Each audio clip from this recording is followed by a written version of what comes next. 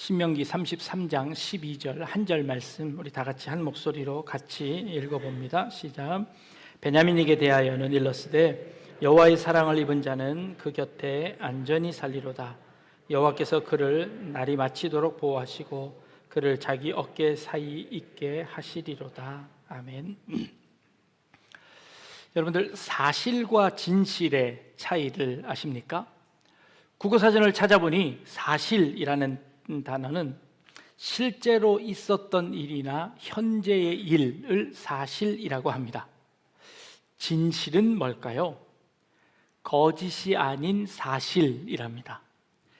과거에 있었던 일, 실제로 있었던 일, 그 사실이 거짓일 수도 있을까요? 진실은 거짓과 참인 사실을 구분해서 참인 사실을 진실이라고 표현한답니다. 여러분들에게 예를 한번 들어드리겠습니다. 초등학교 교과서에 나오는 사진입니다. 두 개의 사진인데요, 화질이 그렇게 좋지는 않지만 여러분 한번 보여드립니다. 한쪽 사진은 시위대가 경찰과 맞서서 시위하는, 폭력 시위를 하는 장면이고요. 또 다른 한쪽 사진은 그 경찰들이 시위대를 진압해서 이렇게 있는 그런 모습입니다. 초등학교 교과서에 이 두 사진을 놓고 이 두 사진을 비교하는 그런 사진입니다. 초등학교 학생이 이 질문에 대답을 이렇게 했습니다. 네, 한쪽은 조선일보이고 다른 한쪽은 한겨레 신문입니다. 라고. 네, 네, 그렇습니다. 똑같은 사건을, 똑같은 사실을 두 개의 신문에서 다르게 표현하고 있습니다. 이제 여기서 뭐가 진실입니까? 라고 물어보면 이제 논란이 생길 수 있습니다. 그래서 뭐가 진실인지도 사실은 잘 모를 때가 참 많이 있습니다. 진실이 시대에 따라 달라지기도 합니다. 남존여비라고 아십니까? 남자는 귀하고 여자는 천하다는 말이 요즘은 다르게 해석됩니다. 남자의 존재 이유는 여자의 비위를 맞추기 위해서다라고 이제 해석을 한답니다. 여필종부라는 뜻인 여자는 필히 종부세를 내는 남자를 만나야 한다라는 그렇게 해석을 한다고 합니다. 성경의 예를 들어볼까요? 가나안 땅을 들어가기 위해서 12명의 정탐꾼을 모세가 보냅니다. 그곳을 정탐하고 온 12명의 정탐꾼은 사실을 보고합니다. 그 사실은 그들이 보기에 우리는 마치 메뚜기와 같습니다. 그들은 장대하고 그 땅은 너무너무 좋고 좋은데 그들을 이길 방법이 없습니다. 사실입니다. 근데 그 사실을 두 사람은, 여호수아와 갈렙은 진실을 이야기합니다. 그 사실 위에 하나님이 우리와 함께 하시면 그들은 우리의 밥입니다 라는 이런 보고를 합니다. 이 보고는 그 사실을 어떻게 해석했느냐에 따라, 그 사실을 바라보는 그 눈에 따라서 달라지는 겁니다. 다른 사람들이 보기에 그것은 거짓일 수 있습니다. 그러나 하나님이 보시기에, 그들이 보기에는 그것은 거짓이 아니라 진실이었다고 이야기하는 겁니다. 그 진실은 결국에 세월이 지난 이후에, 시간이 지난 이후에 그 사실이, 그 진실이 드러나게 되었다는 것이죠. 오늘 우리는 베냐민을 향한 모세의 축복을 읽었습니다. 베냐민에 대하여 일렀으되 여호와의 사랑을 입은 자라고 표현하고 있습니다. 여호와의 사랑을 입었다는 이 표현은 정말 큰 축복의 표현입니다. 그렇지요? 근데 베냐민은 정말 여호와의 사랑을 입은 자였을까요? 베냐민의 출생을 한번 살펴보면요, 베냐민은 야곱의 12아들 중에서 막내 아들입니다. 그러니 부모의 축복과 그 사랑과 그 모든 사랑을 독차지하는 하지 않았을까요? 그런 의미에서 여호와의 사랑을 받은 자라는 축복이 맞는 것 같기도 합니다. 그러나 창세기 35장에 가보면요, 이 베냐민의 출생에 관해서 자세한 기록들이 등장합니다. 베냐민의 어머니는 라헬이었습니다. 라헬은 야곱이 가장 사랑했던 여인이었습니다. 그 여인을 통하여서 요셉이라는 아들을 낳았고 두 번째로 베냐민을 낳게 되었다는 것이지요. 그런데 아마도 이 베냐민을 낳는 것이 노산이었나 봅니다. 그리고 출산 과정 가운데 큰 위험한 일이 생겼습니다. 결국에는 아이를 낳고 그 어미가 죽게 되었습니다. 그 어미 라헬이 죽으면서 그 핏덩이 아이를 보면서 뭐라고 했는지 성경은 이렇게 기록하고 있습니다. 창세기 35장 18절 말씀에 그가 죽게 되어 그의 혼이 떠나려 할 때에 아들의 이름을 베논이라 불렀으나 그의 아버지는 그를 베냐민이라고 불렀더라 라고 성경은 기록합니다. 그의 어미는 그 아들의 이름을 베논이라고 불렀는데 그것을 얼른 아버지가 베냐민이라고 이름을 바꾸었다는 것이지요. 그 베논이라는 이름의 뜻을 보니 슬픔의 아들이라는 뜻을 가지고 있습니다. 이해가 되시지요? 태어나서 어미젖도 한 번 물려보지 못하고 그 핏덩이는 어떻게 살아갈 것인가, 어미로서는 걱정이 되었을 것입니다. 그 아들을 두고 떠나는 그 어머니의 마음은 어땠을까요? 그 아이가 자라나서 어떤 인생을 살게 될지 그 어미는 슬픔에 가득 차서 그 아이의 이름을 슬픔의 아들이라고 이름을 지었다는 것입니다. 라헬의 일생을 한번 살펴볼까요? 라헬은 아버지 집에 살고 있었던 어느 어린 시절에 타지로부터 친척이라고 어떤 남자가 온 겁니다. 그런데 그 남자와 지내다 보니 둘은 사랑에 빠지게 되었습니다. 7년 동안 연애를 했습니다. 그래서 드디어는 아버지의 허락을 받고 결혼을 하려고 하는데 결혼을 한 그 첫날 밤에 아버지가 그 신혼방에 들어가지 못하게 막습니다. 그리고는 그의 언니를 그 신혼방에 들어가게 합니다. 말도 안 되는 일이 일어난 겁니다. 7년을 하루같이 연애하다가 드디어는 그와 결혼하게 되었는 그 첫날 밤에 자기 대신 자기 언니가 결혼을 하는 그런 웃지 못할 일이 일어난 것이지요. 그러나 그 당시에 딸은 아버지의 소유에 불과했습니다. 그래서 어떠한 반항도 할 수 없이 그 아버지의 말에 순종해야만 했습니다. 7일이 지난 이후에 아버지가 다시 그 남자와 결혼하게 해줍니다. 그러나 이미 자신의 언니의 남편이 된 그 남자였습니다. 그 남자와 7일 이후에 결혼을 했습니다. 그래도 다행인 것은 그 남편이 자기를 사랑해 주었습니다. 그러나 자신에게는 아들이 없었습니다. 언니는 4명이나 아들을 낳는 그 동안에 자신은 한 명도 아들을 낳을 수 없었습니다. 자신의 여종을 들여서 그 아들을 대신 보았으나 그것만으로 만족할 수 없던 그때에 하나님께서 은혜를 주셔서 요셉이라는 아들을 낳게 되었습니다. 그 요셉의 이름을 하나님께서 더하셨다, 하나님께서 축복하셨다, 하나님께서 함께 하셨다라는 그 이름을 지어 주었습니다. 얼마나 행복한 순간이었을까요? 그런데 하나님께서 거기다가 한 아들을 더 주셨습니다. 이제 자신의 모든 원통한 것이, 원망스러운 것이 이제 다 없어지게 되었습니다. 그리고 그 마지막에 그 아들을 출산하는 날이었습니다. 그런데 그 출산하는 날 그만 자신의 목숨을 잃게 되었습니다. 더 이상 그 아들을 안아볼 수 없는 그 지경에 이르렀습니다. 그리고는 그 아들의 이름을 슬픔의 아들이라고, 베논이라고 이름을 지어 주는 겁니다.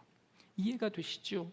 그런데 그 아들을 안고 있던 그 남편이 그 이름을 얼른 베냐민이라고 이름을 바꾸어 버립니다. 베논이 베냐민은 자음은 같고 모음만 틀린, 이 발음만 약간 틀린 그 전혀 다른 의미의 단어입니다. 이 베냐민이라는 뜻은 오른손의 아들이라는 뜻입니다. 오른손은 힘과 권력을 상징하는 데 오른손을 쓰는 겁니다. 전쟁에서 오른손잡이는 칼을 오른손에 들지요. 모든 일을 오른손으로 합니다. 그래서 힘과 권력을 상징하는 겁니다. 그리고 이 오른손은 누구의 손일까요? 하나님의 손이지 않겠습니까? 야곱이 얼른 그 이름을 바꾸어서 베냐민이라고 이름을 짓는 겁니다. 라헬은 자신의 인생 가운데서 그를 바라보며 사실은 그는 슬픔의 아들입니다. 어미도 없이 다른 어머니 밑에서 얼마나 치이며 살 것이며 아무런 사랑도 받지 못하고 살 그 아들을 바라보며 슬픔의 아들이라고 표현하는 것은, 그를 보는 것은 사실입니다. 그러나 그 사실을 이 야곱은 그를 오른손의 아들이라고 다른 해석을 합니다. 하나님의 손에 붙잡히기만 하면 이 어떠한 어려움 상황 속에서도 너는 튼튼하게 씩씩하게 사랑받으며 자라날 수 있다고 확신했던 것이지요. 야곱은 아무것도 가지지 않은 상태에서 아버지 집을 떠나서 방황하게 되었습니다.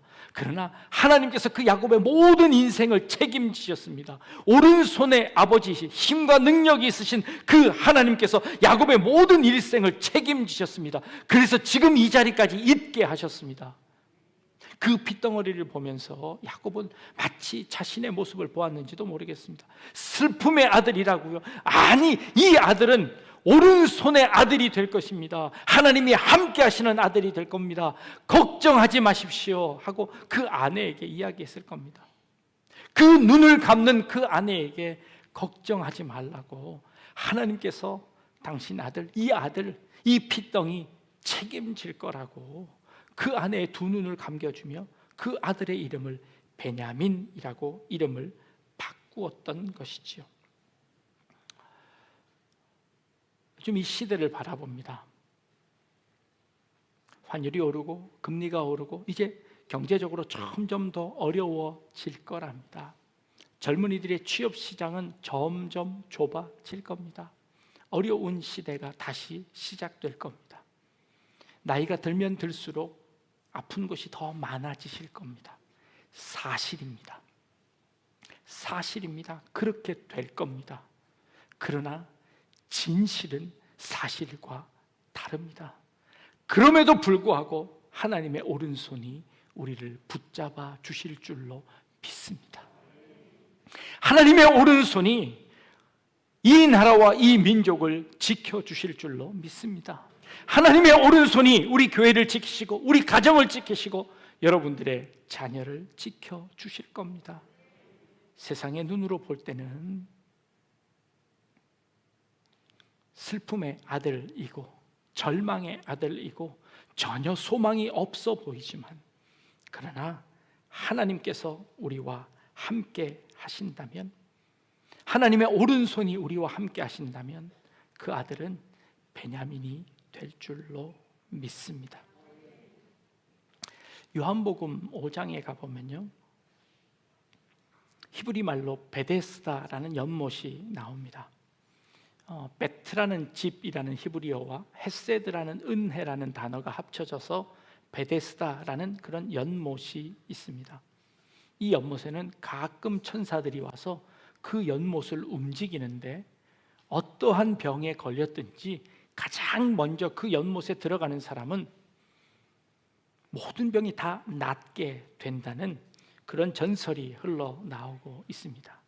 그래서 그곳에 많은 병자들이 진을 치고 기다리고 있습니다. 그리고 그 연못에 천사가 다녀가서 움직이기를 기다리고 있습니다. 그곳에 어떤 병자들이 있었을까요? 앞을 보지 못하는 자들, 다리를 저는 자들, 혈기 마른 자들, 온갖 병자들이 그곳에 다 모여 있을 겁니다. 물이 동할 때 누가 제일 먼저 달려가서 치유함을 얻을까요? 제가 생각하기에 손가락 빈 자가 제일 먼저 달려갈 것 같아요. 제일 덜 아픈 자가 제일 먼저 가지 않을까요? 다리 아픈 사람이 어떻게 달려갈 수 있습니까? 힘 없는 사람이 어떻게 거기 달려갈 수 있습니까? 그곳은 은혜의 연못이 아니라, 은혜의 집이 아니라 어쩌면은 그곳은 은혜를 가장한 지옥의 집인지도 모르겠습니다. 이 세상은요, 성공하는 그 한 사람을 향하여서 달려가는 세상입니다. 마치 이 베데스다의 연못처럼 그 신기루를 따라 달려갑니다. 어떤 사람이 로또에 당첨됐답니다. 그래서 그 한 사람 따라서 모두 다 거기에 다 초점을 맞추고 따라갑니다. 그 돈 다 모아서 한 사람 몰아주기 하는 거죠. 세상은 그것을 희망이라고 이야기합니다. 세상은 그것을 소망이라고 이야기합니다. 그래서 그것을 향하여 달려갑니다. 그런데 예수님께서 거기에 38년 된 어떤 한 병자를 찾아가십니다. 그리고는 그에게 물어보십니다. 네가 낫기를 원하느냐? 라고 묻습니다. 그때 그 환자가 뭐라고 대답했는 줄 아십니까? 나를 이곳에 이 물에 넣어줄 사람이 없습니다 하고 원망을 하고 있습니다. 희망 없어 보이는 그 세상에서 우리가 할 수 있는 것, 사람들이 할 수 있는 건 무엇입니까? 내가 힘이 없어서 이 일을 못합니다. 나를 도와줄 사람이 없어서 내가 성공하지 못합니다. 나를 연못에 넣어줄 사람이 없어서 내가 지금 이러고 있는 겁니다. 이 세상에 나를 도와줄 사람은 아무도 없습니다 하고 원망하고 있습니다. 내가 능력이 없어서, 좋은 부모를 만나지 못해서, 내가 가진 것이 없어서, 내가 배운 것이 없어서, 나는 아무런 희망과 소망이 없습니다. 나는 나이가 들어서 힘이 없어서. 모든 사람들이 그렇게 원망하고 있습니다. 사실입니다. 그러나 진실은요, 예수님께서 그에게 이렇게 명령하십니다. 내 자리를 들고 일어나 걸어가라 라고 말씀하십니다. 그 자리는 어떤 자리일까요? 38년 동안 그가 앉아있던 그 자리입니다. 근데 그 자리, 그거 다 버려야 되는 것 아닙니까? 그 자리 들고 일어나랍니다. 사실입니다. 그러나 그 사실 위에 예수님의 말씀하신 그 명령의 진실이 함께 덧붙여지면 그것이 그냥 넉마덩어리가 아니라 우리가 고백할 수 있는 간증의 증거가 되는 것입니다. 그 사실 위에 예수님의 그 사랑과 은혜가 덧붙여지면, 그 진실의 힘이 덧붙여지면 그 사실이 참된 진실이 되는 것입니다. 그래서 그는 그 자리에 일어나서 주님을 찬양하는 사람이 되었습니다. 이것이 사실입니다. 예수님의 십자가는요, 그 당시 사람들이 볼 때 그것은 패배자의 증거였습니다. 아무것도 할 수 없이 그저 십자가에 힘없이 메어 달리는 실패의 상징이었습니다. 사실입니다. 그러나 진실은 그 십자가가 온 인류를 구원하시는 하나님의 사랑의 증표였다는 것을 깨닫게 되는 것입니다. 그것이 진실입니다. 살아가며 우리는 많은 사실들을 봅니다. 여러분들의 주변에 너무 어렵고 힘듭니다. 사실입니다. 우리가 헤쳐나가야 할 이 세상에는 참 소망이 없어 보입니다. 사실입니다. 그러나 그 사실 위에 하나님이 우리와 함께 하시며 진실되게 말씀하시는 겁니다. 진실로 바꾸어 주시는 줄로 믿습니다. 베냐민은 하나님께 사랑을 받은 자입니다. 아니, 태어나면서부터 어머니가 돌아가셨는데요, 그게 사랑일까요? 하나님의 오른손이 그를 지켜주셨기에 그는 여전히 사랑받는 아들이라고 이야기하는 겁니다. 베냐민 지파는 12지파 중에서 가장 작은 지파였습니다. 그럼에도 불구하고 그는 하나님의 사랑을 받은 자였습니다. 그래서 모세는 축복합니다. 하나님의 사랑을 받은 자라고 축복하고 있는 겁니다. 여호와께서 그를 날이 마치도록 보호하시고 그를 자기 어깨 사이에 있게 하시리로다 라고 말씀하고 계십니다. 이 어깨 사이라는 말은요, 그것은 목자들이 양을 치다가 어린 양이 길을 잃고 헤매거나 너무 힘들어서 지쳐 있을 때 그 양을 들어서 어깨에 매는 겁니다. 이 어깨에 매고 그 다리를 잡고 이 목자가 양을 이렇게 업고 가는 그 형상을 표현한 것입니다. 하나님께서 이 베냐민을 어깨에 업고 가시겠다는 것입니다. 하나님의 사랑을 입은 자입니다. 약한 자입니다. 연약한 자입니다. 그러기에 하나님의 사랑을 더 많이 받은 자입니다. 하나님의 손길이 더 필요한 자입니다. 그래서 하나님께서 그를 혼자 내버려 두지 않으시고 그 베냐민을 어깨에 업으시고 그 어깨에 짊어지고 집을 향하여서 돌아오시는 길입니다. 이 축복이 베냐민에게 있었습니다.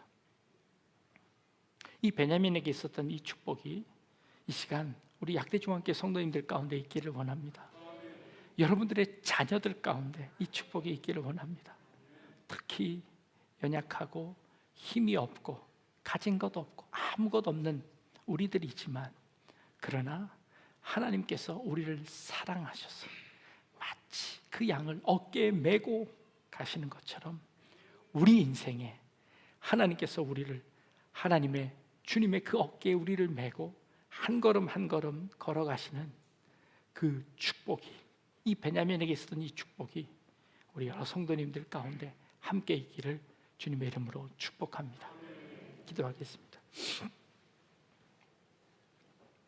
여호와의 사랑을 입은 자, 우리 약대중앙교회 모든 성도들이 여호와의 사랑을 입은 자가 되기를 원합니다.